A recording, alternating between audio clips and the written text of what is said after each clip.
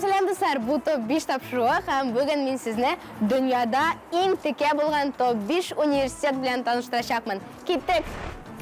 Birinchi universitet u albatta Oxford. Bunda John Tolkien ham Lewis Carroll bilim olgan.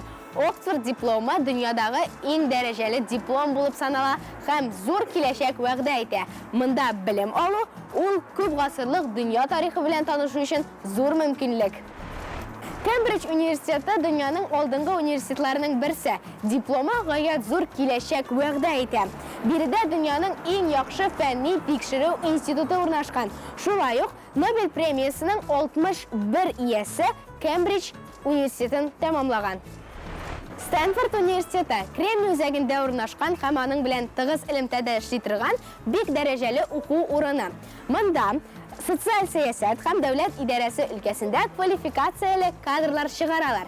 Qiziqli fakt, Google'ga nega soluvchi naq mana shu universitetni tamomlagan. Harvard universiteti ikinchi ismi Amerika Cambridge.